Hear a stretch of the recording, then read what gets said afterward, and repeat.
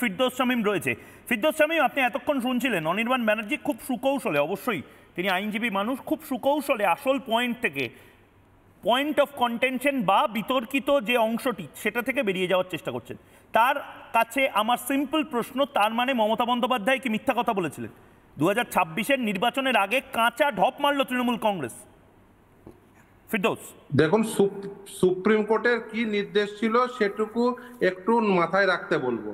Supreme কোর্টের নির্দিষ্ট নির্দেশ ছিল যারা টেন্টেড ক্যান্ডিডেট তারা অর্থ ফেরত দেবেন। আমার প্রথম প্রশ্ন, রাজ্য সরকার সেই অর্থ ফেরতের কি বন্দোবস্ত করেছেন? মমতা বন্দ্যোপাধ্যায় যারা টেন্টেড হিসেবে চিহ্নিত তাদের কাছ থেকে টাকা ফেরতের কি বন্দোবস্ত করেছেন? কারণ এটা রাজ্য সরকার করবে। দ্বিতীয় কথা, এই যে অ্যাডভার্টাইজমেন্টটা করা হয়েছে সেই অ্যাডভার্টাইজমেন্টে কোথাও লিখেননি যারা টেন্টেড, যারা সাদা খাতার মাস্টার, তারা আর নতুন নিয়োগ প্রক্রিয়ায় অংশগ্রহণ করতে পারবেন না। তাদের ধান্দাবাজি কি ছিল?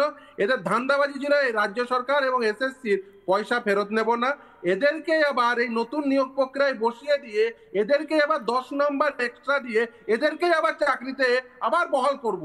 আসলে এই যে পরিকল্পনা করেছিলেন plan A, plan B, plan C, সেটা ঘেটে গেছে আজকের নির্দেশের পরে। তার কারণ আজকে একেবারে স্পেসিফিক নির্দেশ যে কোনোভাবেই যারা টেন্টেড ক্যান্ডিডেট তারা পরীক্ষায় বসতে পারবেন না, ইভেন অনলাইন অ্যাপ্লিকেশনও করতে পারবেন না। যারা অলরেডি করে ফেলেছেন তাদের অনলাইন অ্যাপ্লিকেশনগুলো ক্যান্সেল হয়ে যাবে। ফলে ওনার এই যে প্ল্যান এ থেকে ই পর্যন্ত করা ছিল ওটা পুরো ঘেটে গেছে। এবার আরো পাগলাটা হবে, তার কারণ হচ্ছে সুপ্রিম কোর্টের সামনে অলরেডি কন্টেম্প পিটিশন হয়েছে। সেই কন্টেম্প পিটিশন একটা নির্দিষ্ট কন্টেনশনে কি, যে সুপ্রিম কোর্ট বলেছিল যে একেবারে এদের কাছ থেকে টাকা ফেরত নিতে হবে। রাজ্য সরকার এদের কাছ থেকে টাকা ফেরতের কোনো প্রকার বন্দোবস্ত করেনি, উল্টে তাদেরকেই আবার নতুন নিয়োগ প্রক্রিয়ায় বসার বন্দোবস্ত করেছেন। এবং শুধু তাই না, আজকে এদের হয়ে গলা ফাটিয়েছেন উভয় পক্ষই, এসএসসি এবং রাজ্য সরকার। এবং আমরা দেখব খুব সুকৌশলে যারা টেন্টেড সাদা খাতার মাস্টারের হয়ে যারা অ্যাপিয়ার করেছিল তারাই আবার এসএসসির হয়েও অ্যাপিয়ার করছে। অর্থাৎ মানে একবার সাদা খাতার মাস্টারের হয়ে আবার তিনি আবার এসএসসির হয়ে, মানে সাদা খাতার মাস্টারের হয়ে অ্যাপিয়ার করে বললেন অনির্বাণ কিছু বলতে চাইছে, এবার বলছেন এসএসসির হয়ে বলে না না আমরা সাদা খাতাগুলোকে বাদ দেব। আচ্ছা বলুন। আসলে এই পুরোটাই একসঙ্গে এক সূত্রে গাঁথা। এসএসসি, রাজ্য সরকার, সাদা খাতার মাস্টার সব এক হয়ে গেছে। আসলে চোরেরা তো একসঙ্গেই থাকেন, রাত্রিবেলায় চোরেরা সব একসঙ্গেই থাকেন, তাই চোরেরা সব একসঙ্গেই হয়ে আছেন।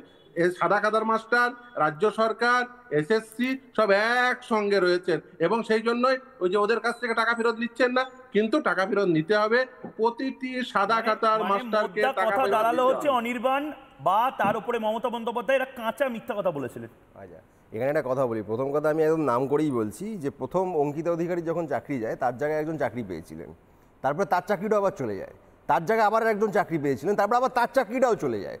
এই গোটা প্রক্রিয়ার মধ্যে একটা দিকে আমি একটু বলে নিই, এই গোটা প্রক্রিয়ায় এই চাকরি প্রথমে যারা পেয়েছিলেন তাদের দিকে যিনি ছিলেন, পরবর্তীকালে চাকরি যখন চলে যাচ্ছে এই চলে যাওয়াদের দিকে আবার তিনিই ছিলেন।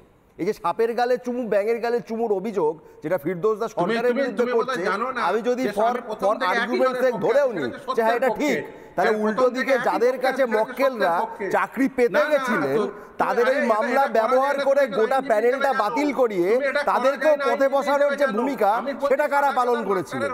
আমি একজন আইনজীবীর পেশাদারি জায়গা নিয়ে আমি কিচ্ছু বলবো না, সেটা তার নিজস্ব ব্যাপার, কিন্তু রাজনৈতিকভাবে যারা নিজের পেশাকে ব্যবহার করেছে সেটা দিনের আলোর মতো স্পষ্ট। আজকে বিকাশ ভট্টাচার্যর নাম করে একাধিক চাকরি প্রার্থী বঞ্চিত যারা, তারা বলেছেন যে এরা আমাদের কাছ থেকে লক্ষ লক্ষ টাকা তুলে নিয়েছে কিন্তু আমাদের চাকরি আজ অবধি হয়নি, অথচ মামলা করেছিলাম চাকরি পাবো বলে, চাকরি বাতিল করাবো বলে নয়। এই প্রশ্ন যখন ওনাদের কাছে তারা করতে গেছিলেন কি ভাষা প্রয়োগ করেছিলেন আমরা দেখেছিলাম। আমি আবারও বলছি, পেশাদারি আইনজীবী তার বিষয়টা আলাদা, কিন্তু রাজনৈতিক ভাবে যারা নিজের পেশাকে ব্যবহার করেছেন তাদের অন্যতম বিকাশ ভট্টাচার্য এবং তাদের সঙ্গে যারা রয়েছেন ফিরদৌস যেখানে ছিল সেখানেই থাকবে। বেশ আমি দুজনকে থামাচ্ছি। নানা ধরনের কন্টেন্ট দেখার জন্য লাইক করুন, শেয়ার করুন আমাদের ফেসবুক পেজ, সাবস্ক্রাইব করুন আমাদের ইউটিউব চ্যানেল। পাশাপাশি অন্যান্য ব্রেকিং নিউজের জন্য অবশ্যই চোখ রাখুন রিপাবলিক বাংলায়।